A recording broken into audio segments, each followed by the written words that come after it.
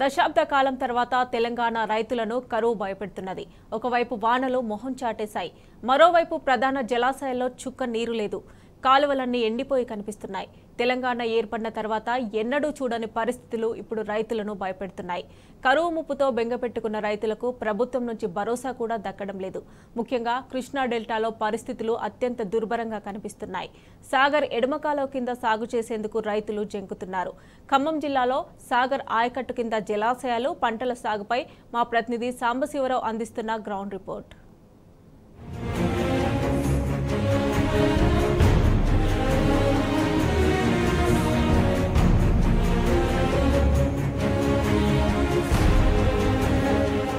అడుగంటిపోయినటువంటి జలాశయాలు, ఎడార్లను తలపిస్తున్నటువంటి పంట పొలాలు ఈసారి రైతులకు కష్టాలు తెచ్చిపెట్టే పరిస్థితులు చూపిస్తున్నాయి. దాదాపు ఈసారి వానాకాలం పంట సాగు చేయాలంటే హడలిపోయేటువంటి పరిస్థితి దాపురించిందని చెప్పుకోవచ్చు. తెలంగాణలో గడిచిన కొంతకాలంగా వర్షాలు లేకపోవడం ప్రధాన జలాశయాలని కూడా ఎడార్లను తలపిస్తున్నటువంటి పరిస్థితి. ప్రస్తుతం మనం ఖమ్మం జిల్లాకు వరప్రదాయిని అయినటువంటి పాలేరు రిజర్వాయర్లో ఉన్నాం. పాలేరు రిజర్వాయర్ దుస్థితి మనం చూడవచ్చు. పూర్తి స్థాయిలో నీరంతా ఎండిపోయినటువంటి దుస్థితిలో పాలేరు రిజర్వాయర్ ఉంది.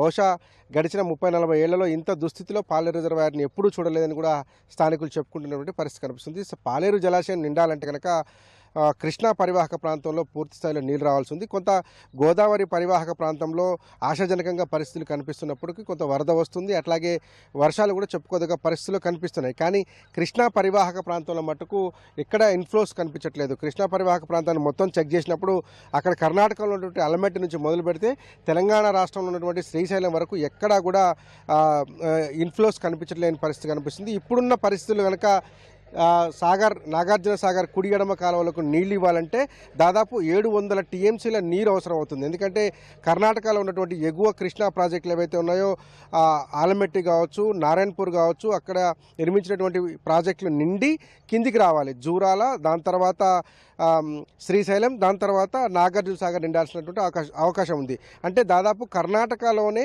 300 టీఎంసీల నీళ్లు, 250 నుంచి 300 టీఎంసీల నీళ్లు కర్ణాటకలో నిర్మించినటువంటి ప్రాజెక్టులు నిండితే అక్కడ నుంచి ఇన్ఫ్లోస్ కనుక ఉన్నట్లయితే కనుక మన తెలంగాణ ప్రాంతానికి సంబంధించినటువంటి ప్రాజెక్టులకు నీళ్ళు వచ్చేట్టు ఆస్కారం కనపడుతుంది.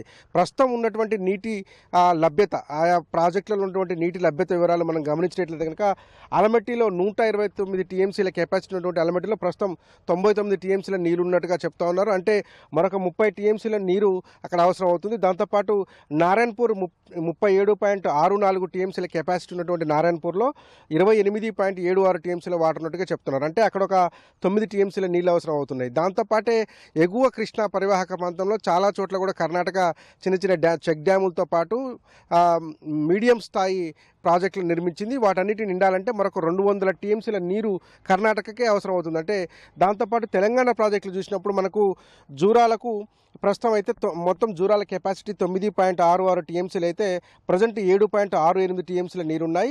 ఒక 2 టీఎంసీలు అయితే జూరాల నిండుతుంది. ఇక అతిపెద్ద ప్రాజెక్టులు, బహుళార్థక సాధక ప్రాజెక్టులు, ఇటు మంచినీటి అవసరాలు, తాగునీటి అవసరాలతో పాటు పవర్ జనరేషన్కు ఉపయోగపడేటువంటి శ్రీశైలం కావచ్చు, నాగార్జున సాగర్ ప్రాజెక్టు నిండాలంటే నిక్కచ్చిగా 400 టీఎంసీల నీళ్లు కావాల్సి ఉంది. అంటే ఒక శ్రీశైలం 215 టీఎంసీల కెపాసిటీ ఉన్న శ్రీశైలం ప్రస్తుతం డెడ్ స్టోరేజ్కి వెళ్ళిపోయింది. 35 టీఎంసీలు కేవలం నీళ్లున్నాయి, డెడ్ స్టోరేజ్ లెవెల్లో ఉంది.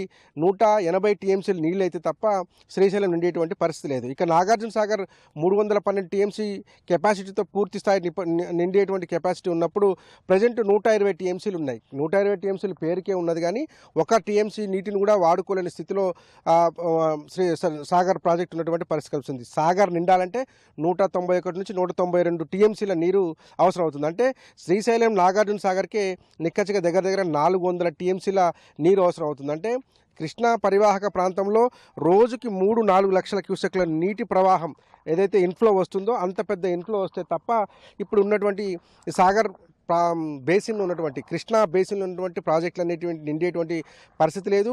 కానీ ఎగువన ఎక్కడా కూడా కృష్ణా పరివాహక ప్రాంతంలో ఎక్కడ కూడా వర్షాలు కురుస్తున్న దాఖలాలు లేవు. నిన్న మొన్న మాత్రం ఎగువన ఉన్నటువంటి అలమట్టికి 60,000 70,000 క్యూసెక్ల వరద నీరు వచ్చిందని చెప్పినప్పటికీ మళ్ళీ అది 30-40,000 క్యూసెక్ల నీటికి పడిపోయినట్టుగా చెప్తా ఉన్నారు. అంటే 3 నుంచి 4 లక్షల క్యూసెక్ల నీటి ప్రవాహం 15 రోజులు ఏకబిగిన వస్తే తప్ప ఈ కృష్ణా పరివాహక ప్రాంతంలో ఉన్నటువంటి ప్రాజెక్టులు నిండేటువంటి ఆస్కారం లేదు.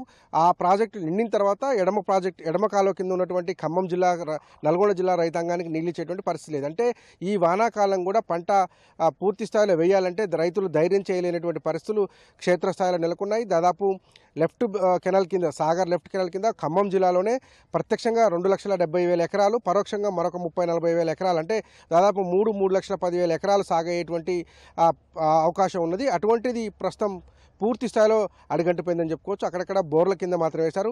ఒకసారి పంట పొలాల పరిశీలన చేద్దాం, రైతాంగం దగ్గరికి వెళ్ళి చెక్ చేసేటువంటి ప్రయత్నం చేద్దాం. ఈసారి వానాకాలం సీజన్ సాగుతుందా ఆగుతుందా అనేటువంటి అంశాన్ని రైతులతో మాట్లాడి తెలుసుకుందాం.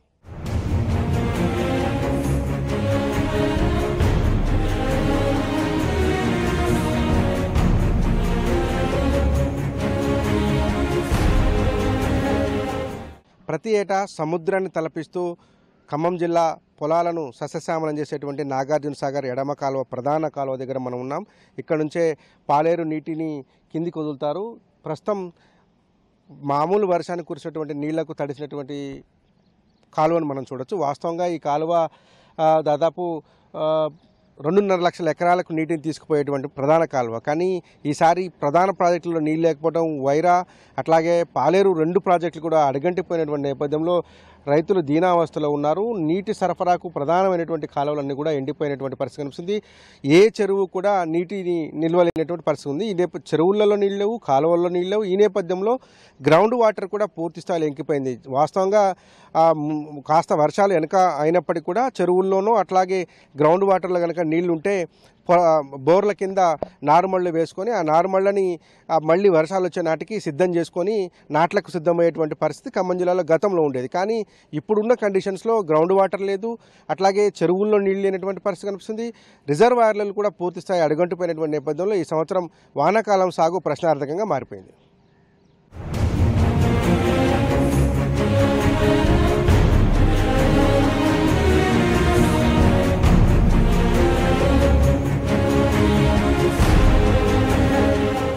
వానలు మొహం చాటేశాయి. ప్రభుత్వం నుంచి కూడా అరకొరగానే సాయం అందుతున్నటువంటి నేపథ్యంలో ఈ భూములన్నీ కూడా బీళ్లుగా మారిపోయాయి. ఎప్పుడూ పచ్చని ఈ టైంకి పచ్చని పంట పొలాలుగా మారి నాట్లు పడేటువంటి అవకాశం ఉన్నటువంటి పంట పొలాలన్నీ కూడా బీడు భూములను తలపిస్తున్నాయి. నాట్లు వేసే పరిస్థితి లేదు, ఎక్కడ కూడా నారు దొరికేటువంటి ఆస్కారం కూడా లేదు. ఎందుకంటే పూర్తి స్థాయిలో నారుమళ్ళు సిద్ధం చేయాలంటే కనుక 20-25 రోజుల పాటు నారుమడి ఎదగాల్సి ఉంటుంది. ఆ తర్వాతనే వాటిని తీసుకొచ్చి బురద పొలంలో నాటేస్తారు. నాటు వేయడానికి ముందు అవసరమైనటువంటి నారు కూడా సిద్ధం చేసుకునే పరిస్థితి కనిపిస్తుంది. ఎందుకంటే జోరుగా వర్షాలు పడితేనే నారు పోస్తారు, నారును ఆధారం చేసుకొని వరి నాటుకుంటారు. కానీ ఈసారి వర్షాలు ముఖం చాటేయడంతో పాటు ప్రభుత్వం కూడా అనుకున్న రీతిలో రైతు బంధు సాయం అందించలేదు. రైతు రుణమాఫీ విషయంలో రోజుకొక మాట చెప్తున్నటువంటి నేపథ్యంలో ఈసారి కాలం కాదనేటువంటిది రైతుల్లో స్పష్టంగా కనపడుతుంది. కూడా నీళ్ళు సరిపోవట్లే, నీళ్ళు పెట్టాలంటే నీళ్ళు లేవు, వర్షాలు లేవు, ఏం లేవు. ప్రభుత్వం మాకు రైతు బంధు ఎట్లే, ఏదైనా మాకు రైతు రుణాలు కానీ రైతు బంధు కానీ ప్రభుత్వం పట్టించుకోవాలి. మాకు ఈ పొలాల్లో నీళ్ళు లేవు, పైన వర్షం పడట్లే. వర్షం పడ్డా నీళ్ళు వచ్చేది బావిలో కానీ బోర్లో కానీ, అవి కూడా లేవు. ఇంకా మాకు పట్టించుకున్నట్టు ఎవరు? రైతు బంధు కూడా డబ్బులు పడట్లే. రైతు బంధు డబ్బులు ఎప్పుడో జూన్ నెలలో పడాలి. జూన్ పోయింది, జూలై వచ్చింది, ఆగస్టు వస్తుంది. మరి ఏదైనా ఒక సాయం చేయాలి మాకు ప్రభుత్వం కోరుతున్నాం. మేము కుటుంబానికి ఒక్కళ్ళకైనా ప్రభుత్వానికి మరి చేసేది చేయాలి. రుణమాఫీ అయినా ఇప్పుడు రేషన్ కార్డు లింక్ పెడతారు. రేషన్ కార్డు లింక్ పెడతారంటే అది అంతకుముందు చెప్పారు, అది చెప్పలేదు కదా సార్. అది అంతకుముందు చెప్పలేదు, ఎవరు మాకు ఇట్లాంటి కన్ఫామ్ అని చెప్పలేదు. ఇప్పుడు చెప్తే రైతు రుణాలు మాఫీ చేయాలంటే ఇది రేషన్ కార్డు లింక్ అంటే మాకు ఎట్లా తెలుస్తుంది? అది అప్పుడు చెప్పిండా మరి ప్రభుత్వం? అట్లా 2 లక్షలు మాఫీ ఒకేసారి తొలి సంతకం పెడతాడు. తొలి సంతకం పెట్టిండా? ఇప్పుడు 9 నెలలు అవుతుంది. ఇప్పుడు దాకా ఏం పట్టించుకోవట్లేదు. మరి పైన వర్షాలు లేదు, ఏం లేదు. ఇక పొలం దున్నించిన పొలం ఎండిపోతున్నాయి, బాయిలు ఎండిపోయినాయి, పైన వర్షం లేదు, నీళ్ళు లేవు. రైతు రుణాలు ఇవ్వట్లే, రైతు బంధు పడట్లే. మరి ఏదైనా ప్రభుత్వం ఒక సాయం చేయాలి. రైతు ఆవేదన స్పష్టంగా చేసుకోవచ్చు. ఇప్పటికి జూన్లో పడేటువంటి రైతు బంధు కూడా పడలేదని చెప్తున్నారు. రైతు రుణమాఫీ లేదని చెప్తున్నారు. రైతు రుణమాఫీకి అప్పుడు ఏదైతే చెప్పారో అది చెప్పకుండా ఇప్పుడు రేషన్ కార్డు పెడతాం అన్నట్టు కూడా రైతులు ముక్తఖండంతో ఖండిస్తున్నట్టు పరిష్కరిస్తుంది. ఏదేమైనప్పటికీ కూడా ఈ వానాకాలం సీజన్లో పంట చేతికొచ్చేటువంటి ఆస్కారం లేదు, కనీసం సాగు చేసేటువంటి ఆస్కారం కూడా లేదు. ఎందుకంటే సాగుకు అవసరమైనటువంటి ప్రధాన జలాశయాల్లో నీళ్ళు లేకపోవడంతో పాటు పొలాలు, దాంతోపాటు చెరువులు, వాగులు, కుంటలు ఎండిపోవడంతో పాటు ఎక్కడ కూడా చుక్క నీరు లభించినటువంటి పరిస్థితి ఉంది. అట్లాగే సకాలంలో రైతు బంధు ఇచ్చినా, రైతు రుణమాఫీ చేసినా కానీ కొంతలో కొంత రైతులకు మేలు జరిగేటువంటి ఆస్కారం ఉండేది. కానీ ఇప్పటికి ఎలాంటి ఆస్కారం లేకపోవడంతో ఎండిపోయినటువంటి పంట పొలాల ముందు రైతు దిగాలుగా కూర్చునేటువంటి పరిస్థితి ఎంత దారుణంగా ఉందనేటువంటి విషయాన్ని మనం చూడొచ్చు. పొలంలో దున్నిచ్చినాం, నీళ్ళు లేవు. వర్షాలు పడుతున్నాయి అనుకున్నా, వర్షాలు కూడా పడబట్టలే. ఇప్పుడు కాలం లేదు. ఏదైనా ఉంటే మాకు సహాయకరం చేయాలి. గవర్నమెంట్ ప్రభుత్వం మాకు పట్టించుకోవాలి. ఒక్కొక్క ఎకరానికి 10,000 అవుతుంది ఖర్చు. ఇంకా దున్నుడికే, ఇంకా నాటుకో కూలికే వాటికి మొత్తం పెడితే 20,000 అవుతున్నాయి. ఒక ఎకరానికి 20,000 అవుతున్నాయి. మరి కౌలుదారు ఎట్లా చేయాలి? రైతు బంధు ఎట్లా పడట్లే? ఇప్పుడు దాకా జూన్ నెల వేసే, జూన్ నెల పోయింది, జూలై వచ్చింది, ఆగస్టు వస్తుంది. అందుకనే మాకు ప్రభుత్వం సహాయకారం చేయాలి, ప్రభుత్వాన్ని కోరుతున్నాం మేము. రైతు రుణమాఫీ చేయాలి. గతంలో ఏదైతే చెప్పారో ఆ రకంగానే మాఫీ చేయాలని కూడా రైతులు డిమాండ్ చేస్తున్నారు. మొత్తగా ఈసారి కాలం ఆగుతుందా సాగుతుందా అంటే రైతుల్లో మాత్రం ధైర్యం లేదని చెప్పాలి. ఎందుకంటే ఎక్కడ వర్షం లేదు, నీటి లభ్యత లేదు, జలాశయాలన్నీ కూడా ఎండిపోయినటువంటి పరిస్థితి కనిపిస్తుంది. బోర్ల కింద కూడా సాగు చేసేటువంటి ధైర్యం లేదు. అక్కడ నార్మల్లు పోసినా అవి చేతికొచ్చేటువంటి పరిస్థితి లేదు. ఇది మొత్తంగా సాగర్ డెల్టా ఎడమ కాలువ కింద ఉన్నటువంటి రైతుల దీన పరిస్థితి. విడుదల నాగరాజుతో సాంబశివరావు, టీ న్యూస్, ఖమ్మం జిల్లా నుంచి.